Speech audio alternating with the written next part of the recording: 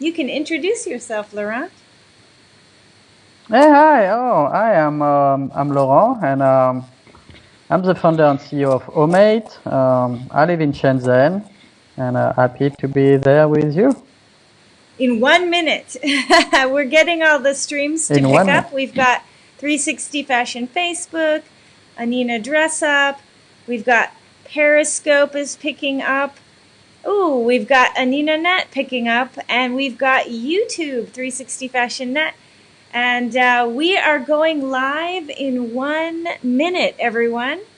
Hang in there. It's going to be a great conversation with Laurent Le Pen from Omate, a longtime friend and hardware compadre in the world of wearables. So we are going live in 1 minute. Just waiting for Twitter to pick up. And we are going live in 1 minute, everyone.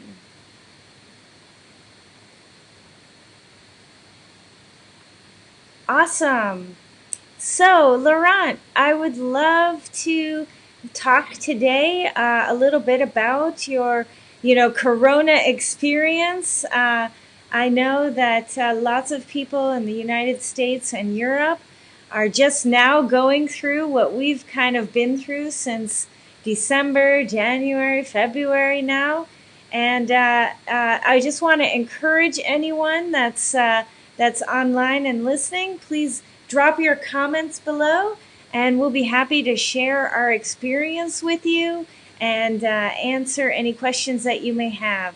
And now I would love to turn it over a little bit to Laurent. And Laurent, first tell us a little bit about you and what brings you, what brought you to China, and a little bit about Omate. Okay, sure. So, hi everyone. Hi, Anina. So, I'm Laurent Le Pen. I'm French, and I've been living in Shenzhen for the last 12 years. So I run a company, a wearable tech company called Omate. So we design wearable for people who need protection. So it goes from the kids to the senior people. And I am here with my daughter here in July right now. We are at the grandparents' place of my in-laws. So I share my time between July and Shenzhen right now because the school are not open yet in Shenzhen due to the coronavirus. Still measures which are still in force. And yeah, happy to share with you how it has been and how it is. We are, as you mentioned, we are like 2 months in the future here, and even though it's a bit different, but we can share with you what we have been through, and we know what you are going through soon and right now, for some of you. So you guys, if you're here, I see we've already got 6 people that are listening. Please drop your comments below. We can see them. We can answer them if we know the answers. So don't hesitate to talk with us. That's why I'm doing this live streaming, because I really want to reach out and practice some technology, but also to communicate with everyone. So Laurent and I know each other from, wow, when I made my big fashion show in San Francisco. Laurent makes the most beautiful, fashionable watches and wearable tech. And Laurent, could you talk a little bit about, Shenzhen life? And then, how did you first hear about coronavirus, and when was that? So I remember very well because no, I was on the way to CES Las Vegas actually, and I was in Hong Kong, and there was nothing, so it was early January, and they were telling, I remember at the airport, they were telling, if, your attention please, if you have been traveling to Wuhan, please let us know, da, da, da. And I just remember that now. I mean, like afterwards, because it's the kind of information like you don't really don't care because you are not concerned about. I mean, I've been to Wuhan at that time. I've been only once in my life, like maybe a few years ago. And then, so I went to CES, when came back, and I think is when, I think is when mid of January. So really right after CES actually, and the beginning I think of Wuhan confinement.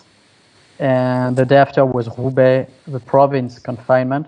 I think at that time we really heard like there is something very, very serious. And yeah, that is at that time. So it's exactly 2 months ago. Yeah, 2 months ago. How about you?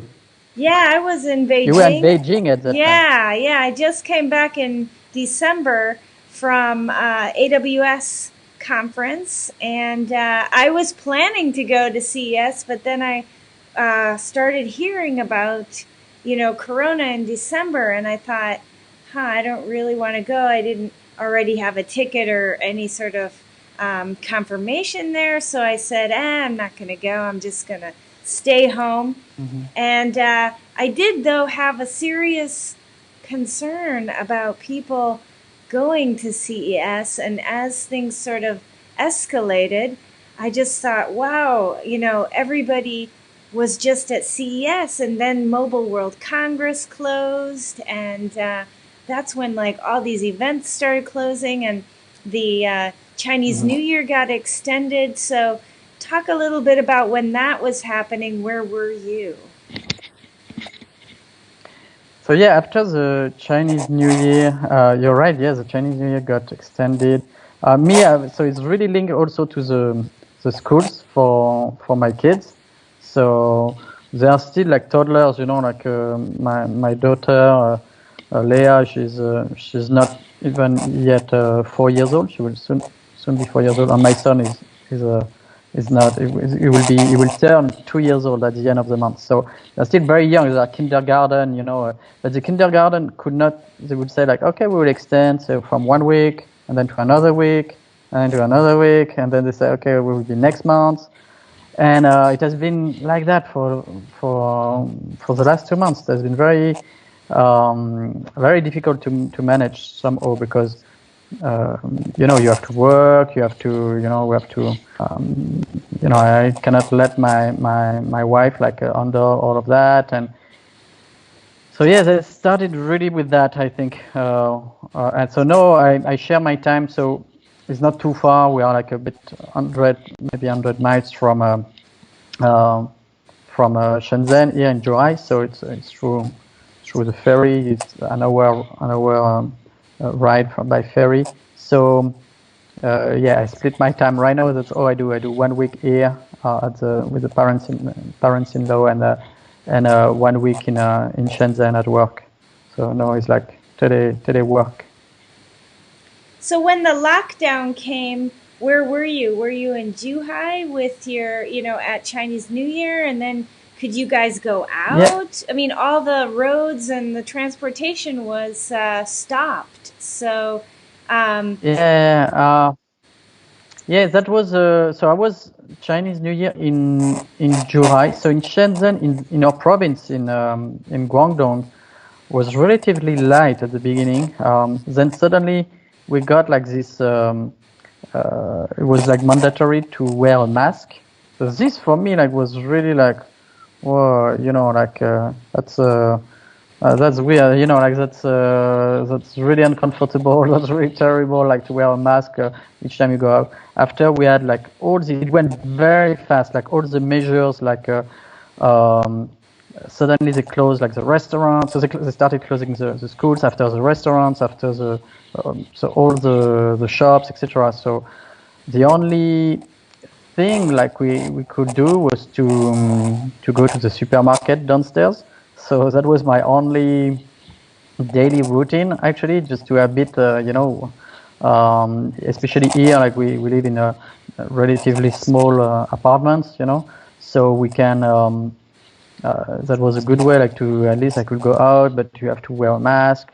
You have the gel. We bought some gels, hydroalcoholic gels, and yeah, the only routine was to go to buy some food. So we did that for 2 weeks, and then step by step, I would say like it went a bit better as long as Roubaix and Wuhan was going also better. It was much more serious over there than it was here. In Shenzhen itself was, I think, over 400 cases, but so it's very small when you compare to the population. But so yeah, so I was not too concerned, but I follow the rules. And since then, actually, again, No is opening more, but still almost the same life. Even No is opening more the restaurant and so on, but I don't know. When no one is really in the mood, I don't know. At least me, I'm not really, because I'm also worried because it's starting now in my hometown. I mean, in my homeland, like France. So in Europe in general, and in the US as well. And now it's going global actually. So I'm not in a good mood. But anyway, we have to cheer up a bit, and we have to. It's going to be better. I remember when I talked to you, sort of still, I think around the New Year time or whatever, we did our interview and our first sort of catch up call. And yeah, you were talking about the supply chains, that everything was closed and that you had projects and that, you know, they were all on delay. And this was before anything got over to Europe and so on. So I also am manufacturing things and all on hold. But how is the situation now? I know that my factory is at 50% people. Like they normally can have 250 people, and they have, let's say, 100 people in the factory, and then, you know, like 150 people working at home.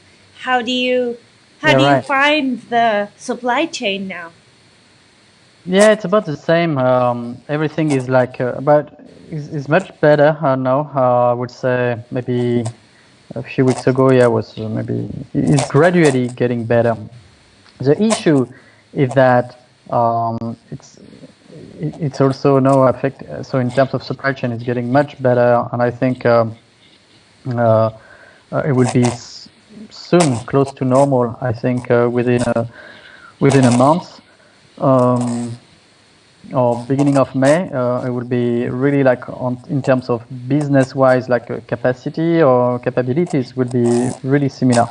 But again, the problem is that also everything is about like the time difference with where it's spreading, where it's starting, and also something very important is also all the countries or all the countries are managing the crisis, and they are not all doing the same things. There are crazy things going around like in the like UK started by saying like herd immunity, this kind of thing, and then the Netherlands said okay, we will do that, and France with Italy started to contain as well, but very late, and so everyone is like doing his own, crisis management, and that's where you can maybe see like the value of your leader or your political leader, because all of these are political decisions, and it's of course at the same time it's very bad to only blame them, and they have also to deal with the local people, which are different, than here in China or people in Korea or like. Here in Asia, like it's very common to see people even before the outbreak with a face mask.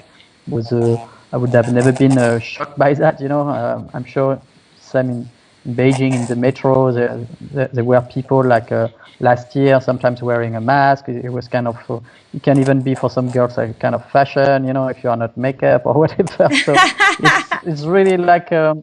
It was something like very usual, but I understand in Europe is different. I understand in the West it can be different.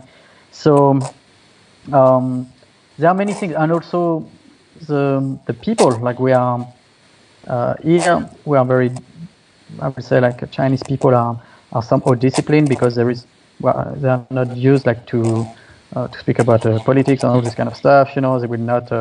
And at the same time, what you can see in the West is that anything you do, the opposition will tell you like, oh, I would have done something different. Like, oh, you should have done that, and then we will never know. So it's and it's very sad, but the only thing we can see is that China handled it pretty well. Korea handled it pretty well as well. Taiwan, same story. I think there have been, and it's all about containment. It's all about like putting all these kind of drastic measures. So it's really like all of that. So, but many things come into consideration as well. So that's why it's very hard to compare, and I think it's a wrong way to compare different countries. We need to compare only the countries which are setting the very similar strategies to handle the crisis, and then it's kind of a, the Trolley Dilemma. You don't know if you go straight.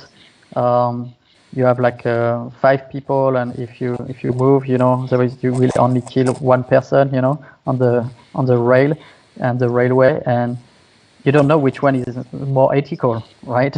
So you will say, okay, it will take more time, maybe, and I will kill, the virus will affect more people, but my economy will survive, and then on the long term, maybe it's a win.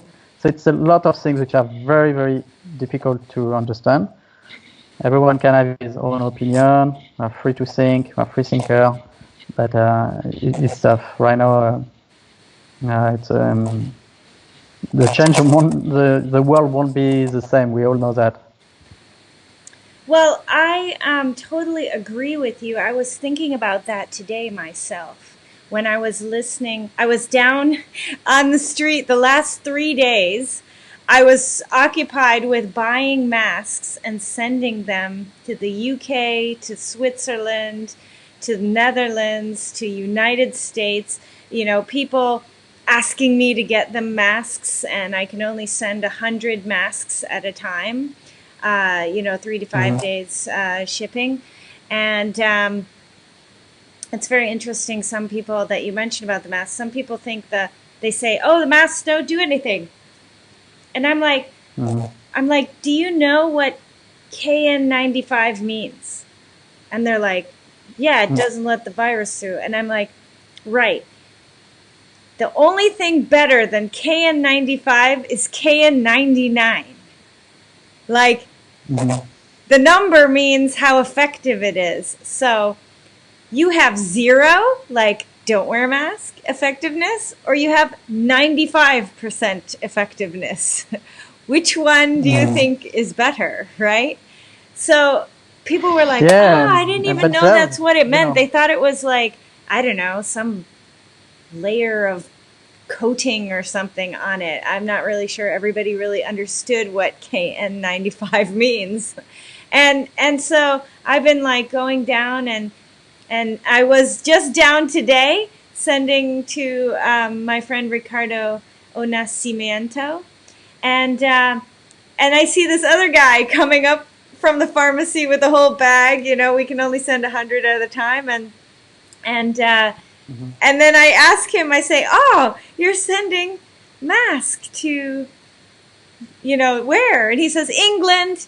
And then he shows me his phone, and he's like scrolling, okay, of like all the shipments he's been doing. He said, yeah, I went to school in somewhere in the north of England, and he said that all his professors and his classmates and everybody are asking him to send masks. And and then I was on the phone with some online networking, with some women entrepreneurs in America, and they were saying that it's just a shock to them. They're literally in shock. Like, I guess they somehow didn't think that it could affect them. I guess people thought that it was just going to kind of stay in our neighborhood or something like that, you know. And I'm I myself like feel sad because I feel like I should have done more to warn people or tell them. I'm not sure why I didn't do more. Did you think about Yeah, that but yourself you or can have people also reach think out? that way. This, hopefully these people they also contact you when you were in that situation. So um, again, it's really I think there is a lot of things which are related to the media, like their own communication.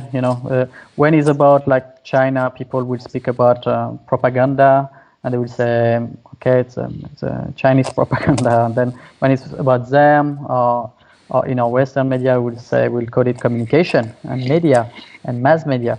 So actually, they have no much choice. They have to listen what's people, and the same goes for the scientists. The scientists who are like supporting your political leader.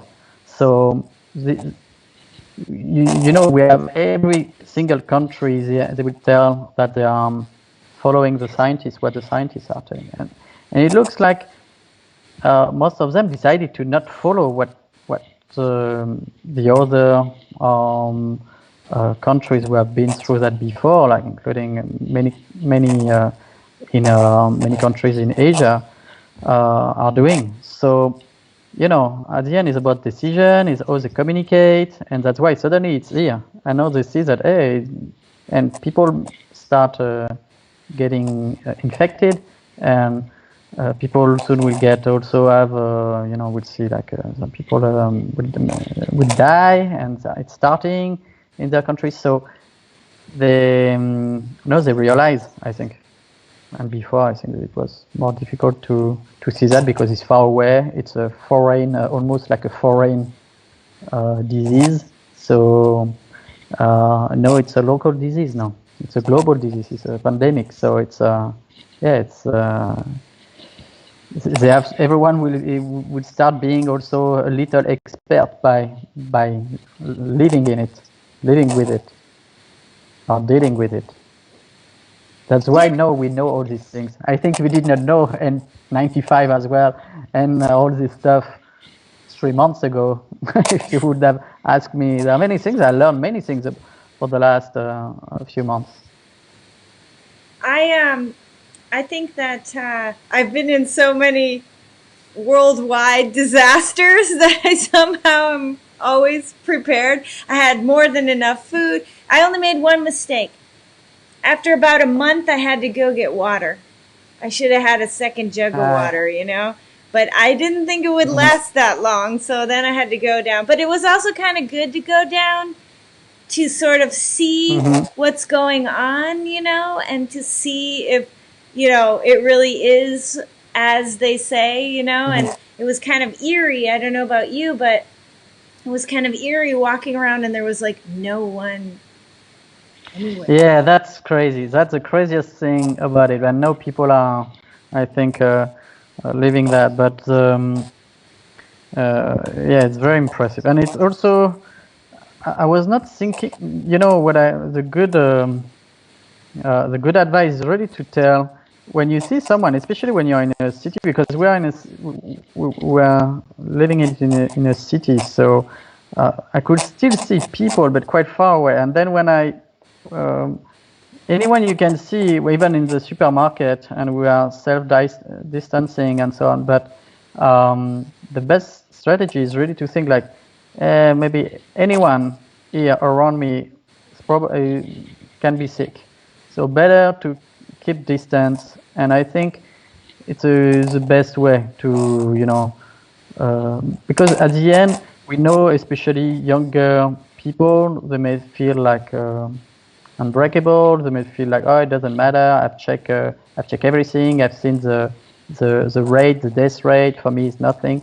But you really don't want to be the one who will come back home and to contaminate the rest of the family. and that could be a disaster. So you would be really an idiot, and you will regret that your whole life. So it's really important that everyone, be responsible for to make it good, and to follow the distance, to follow the rules.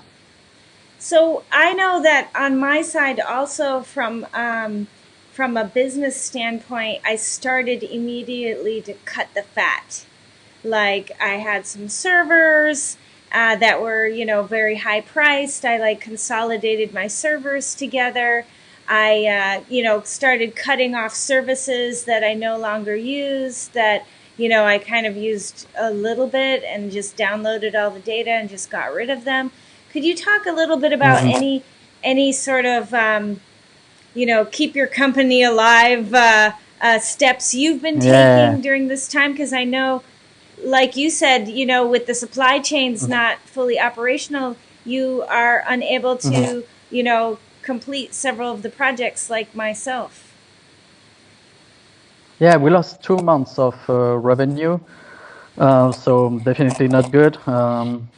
A new story release, very bad year, and start at least, but like in Chinese say, in this kind of crisis, it's like it's a mix of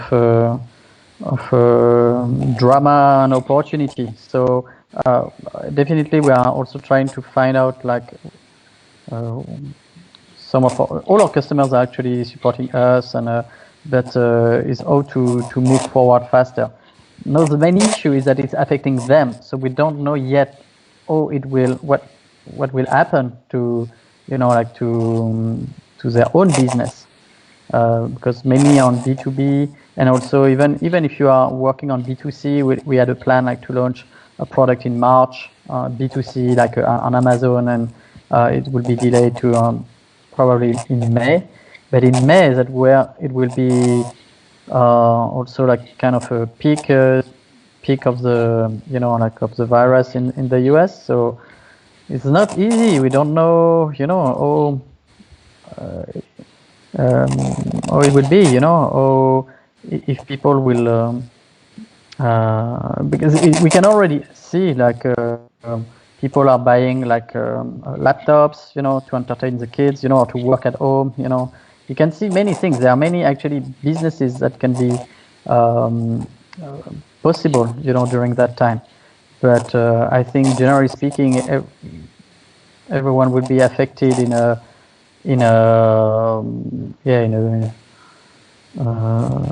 bad way. So we need what we are doing on our side, as you said, like cut fat. I don't know. We are doing our best to keep our cash for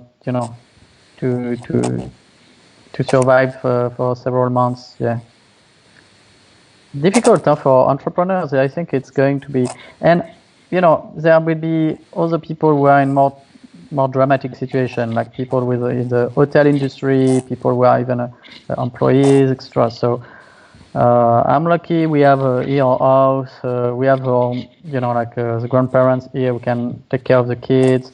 There are so many things you have to think about. So it's not only about money, it's not only about business, it's about your daily life, how to arrange your day, how to to work in a at home, extra. So for me, use anywhere I am, I have my laptop, I have my phone, I can reply. But I believe some people would be a drastic change. How do you see the supply chain, coming back online? When do you think that will happen in Shenzhen, and we'll have, sort of all the materials available? And why are they not yet back online? Yesterday we had a record low of only one case in Beijing. One new case. But actually, no, all the cases are all imported. So all these cases are not local people, I would say. There's plenty of Chinese coming back, from overseas because they were stuck, like or they decided to move, during the outbreak in China to move overseas, and that's also probably also part of the reason it has been also spreading very fast. But anyways, there are many people now coming back, and some of them got contaminated overseas, like Italy, come back from Prague, from anywhere in the world. So I think all the new cases are imported. It's very important to know that now China is really like an hermetic country, and this is very like the border control are incredible. Like on the quarantine measures are the 14 days. All the stories are where you stay in a hotel for 14 days. They will check your temperature. They will make you the test 3 times. It's really, really impressive. So yeah, not really. You say one case. So for the supply chain back to normal, I think it would be, as I said, like end of May, or I think everything will be business-wise for China will be nationally will be July. Everything will be all right, but it's not as easy as that because there are also many companies that are linked, closely linked, like in terms of revenue with the US, with Europe, with the rest of the world. So all of these companies, which are like export companies, etc., would be very, very hard to switch their business model to only China for a while. So supply chain is I think would be back at least in the electronics, like us in the hardware, would be back to normal. Maybe now again it's bad to say normal, but would be back to a level that matches previous normal in the course of July, I think. Wow. So you don't see it. I thought it was going to be like next month, if not by the end of the month, because they're already, all my factories are back at, and they're, Yeah. essential staff are there. And all of the, Yeah. like in the robot factory, they have enough people and we're ready to go. And we didn't have acrylic because the acrylic factory wasn't open. But now the acrylic factory is back open, and I'm just literally have to push the button. Well, they are still, for example, me, I have two employees. They are still in Hubei. They are not yet back because it's still some cities are opening. They're opening new cities, or opening the borders of the city, lockdown cities in the Hubei province. Wuhan, that makes 2 months. No, in a few days will make a few days will be exactly 2 months confined, like hardcore confinement, compared to what we have been through. Because our confinement was still, we were confined, but we could still go to buy groceries or things. But in Wuhan, they cannot, I think, even go out of there. Like they get food delivered at their door, so they really, really cannot go. I think maybe step by step, but it's not yet really open, even not yet close to or confinement. So that's why it's very important to understand different kind of containment strategies. So that's why I said it would be back to normal. I hope in July for these people, and for our staff would be back, and also there are many people from Hubei who are working in Shenzhen, in the engineering, in electronics, etc. So services. So yeah, hopefully next month will be better. Every month is better. Do you see? I mean, we share a passion for hardware. Do you see an opportunity of new devices to come out regarding this? Did you get any brain flashes or ideas? Yeah, actually, so one of our customer, and I know why they're asking me because it totally makes sense. So I did not ask too much about it, but they said like, hey, could we put like a temperature sensor on it and to get the temperature of the people? Because this temperature check is very good. I would say it's a good way like to see the good symptoms. Like it's a good way to have a real symptoms. That's why we do this temperature. The back practice is temperature check everywhere we go. But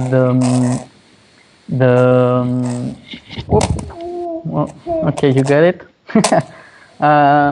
So yes, sorry, I'm with my daughter. Okay, say hi, Leah.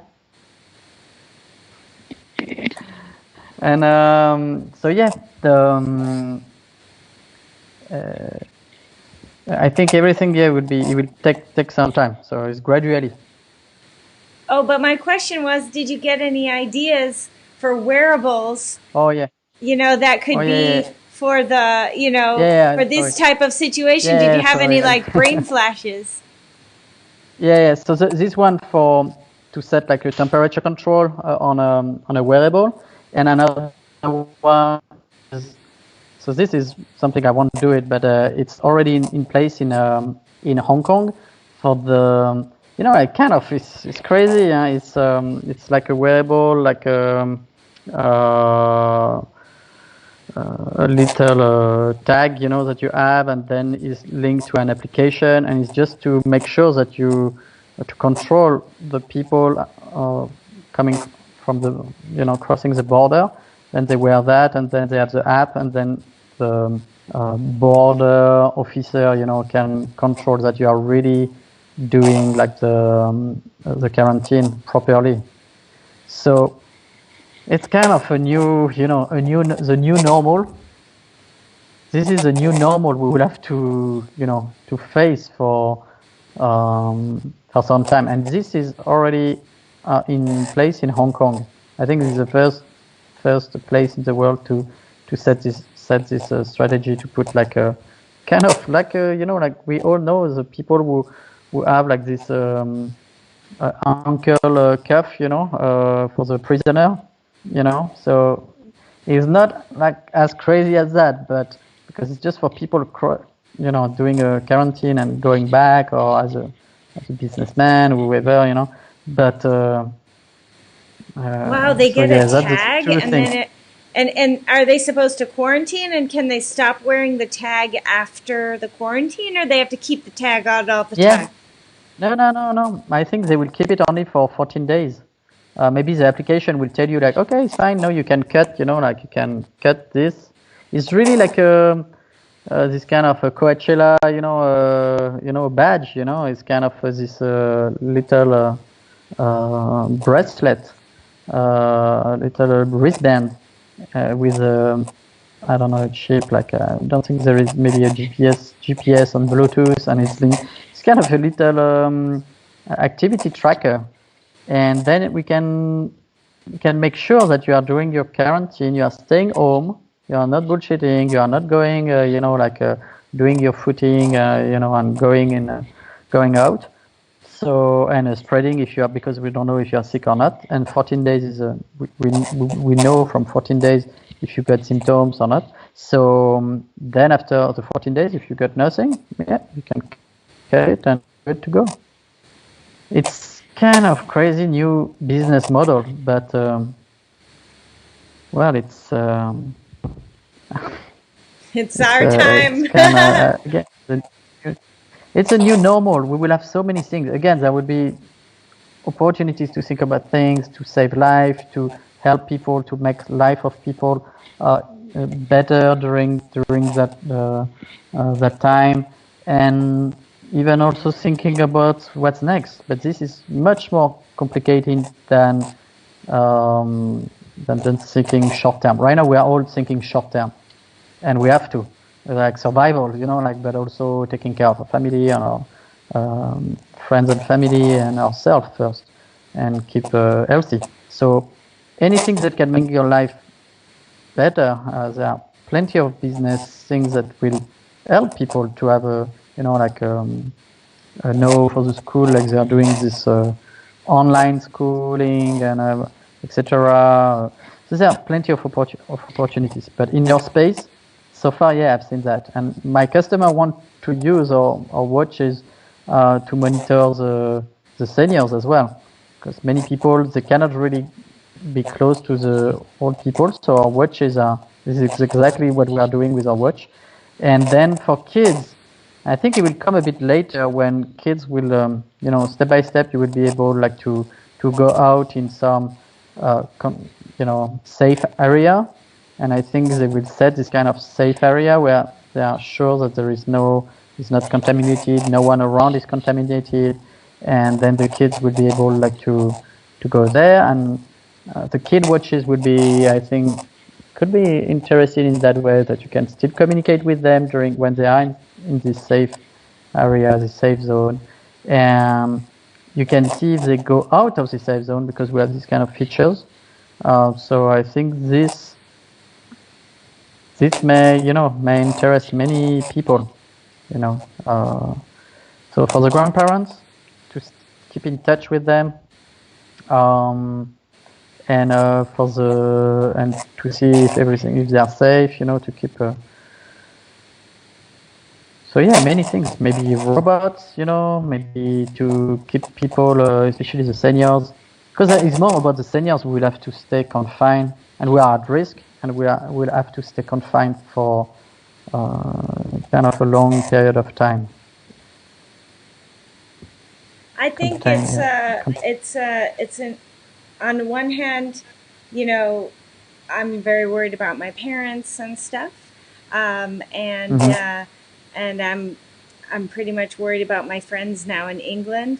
Back to the beginning of our conversation, how the different reactions from the different cultures. Some people would say that China locked down, and now you're talking about getting a tag, and like out of the movies, there are people that would be like, no way, I'm never going there, forget it, it's too much control.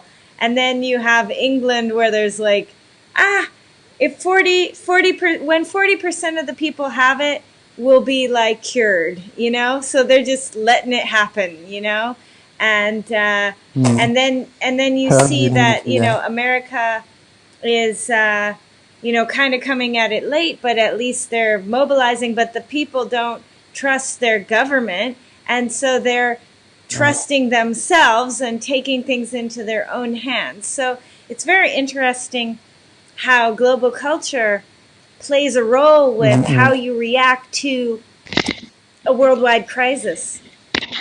I thought that was a really interesting point that you made at the beginning, And it's also interesting, we were talking that, for example, I asked, like, why Italy got so much of it. Well, first, Italy-China relations. There's more Chinese living in Italy than in any other country, my friend told me. And then in Italy, when you meet each other, it's like France. You kiss each other on the cheek, right? Yeah.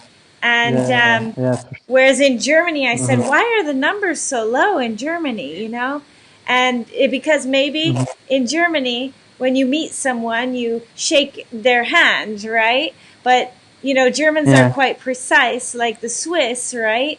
That they're quite strict, like, hey, there's a virus going on, let's not shake hands. There are many, many reasons. So very many factors. Another one, you're right, there is culturally, and people are outgoing, Western culture, we greet each other like that, we hug, we go out, we love. So, and also after, there are other factors which are linked to the countries, like the numbers of beds, in hospital. For example, Germany has 25,000. It's very high, actually. It's more like about, I think it's about like 8 per thousand, per 100,000 people. So, it's all this kind of data. When it's 8 in France, it would be 6. In Italy, it's a bit less. So all of that, yeah, and also the people at risk are the seniors, so 65 and over. This the proportion is different in China, different than in Italy. Actually, is really high in Europe. It's one of the highest. It's like 22% or something like that. But average in Europe is 20% of people 65 and more, and in the US is a bit lower, like 15%, something like that. So you see many factors, cultural, as you say, and after I would say like the number one will be the decision of how do you make it, what kind of strategy your government decided to put in place. And yeah, in China it has been drastic. In China, it's still actually all the measures are still in place. And I feel like everyone is doing like you don't have that many strategies. There are actually kind of two strategies. Like there is almost like a herd immunity, as you say, like what the British said before, or the Dutch are trying to do, and is very aggressive and very crazy for many people, like including me. But and then you have like the Chinese way, which is crazy containment and very fast. So now we are all in Europe like trying to flatten the curve. Everyone is speaking about flattening the curve, and it's just like a herd immunity, a light herd immunity. So people really have to be careful, much more careful, I would say, in in uh, in Europe, in US, than we had to be careful in China, because in China was yeah, people really follow the rules, and it has been very strict. So in France right now, people still go out, and not most of the people follow the rules of the containment, but they're still idiots, going out and meeting each other, and so that's, I believe that did not happen in China. They were not not like people would have made like herd immunity parties or this kind of stupid things. I don't know, but as far as I know, they did not do that in China. So yeah, need to be very careful and be find resources to fight that virus, and yeah. Well, thank you so much, Laurent, for sharing your story with us and your thoughts. You really made me think about some new things that I didn't think before, and just really want to reach through this tube, right?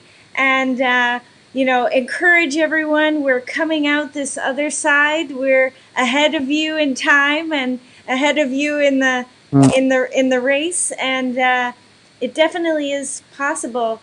I mean, one new case in Beijing, and I just think that the world is going to be something so totally different, and I'm really excited. Although, of course, I'm not excited about people dying, but I am really excited because 1.3 billion people just learned how to go to school online, interact online, um, and we're learning to do business online. And now Europe and America are going to be learning that. So post this period, there's going to be so many things that are possible because everyone has teched up. Yeah, stay strong, So stay safe, and definitely, live long. yeah, definitely. I think there's lots of things that can come out of this, and that are actually quite positive. But of course, like, I'm afraid for my parents, and I hope that all my friends are safe in the rest of the world. And I really want to encourage them to follow the countries that worked, that it's working, Yeah. and ignore any stigmatism of a weird mask or anything. it's there to protect you and them. Yes, exactly. 80% of the people who will get it anyway will be very mild to nothing. You know, there are many people who got it, who got really no symptoms. Again, the problem is the older and the people who are at risk, like people who have a right now weak immune system for whatever reason. So if you don't do it for you, you do it for them, etc. This is what it's like civism. So we're all doing it, and that will go through that. It's just a question of time. We'll go through that, and after, yeah, there will be a before and after, but there will be something, and it'll be all right. All right. Well, you know, in China we say jiao, right?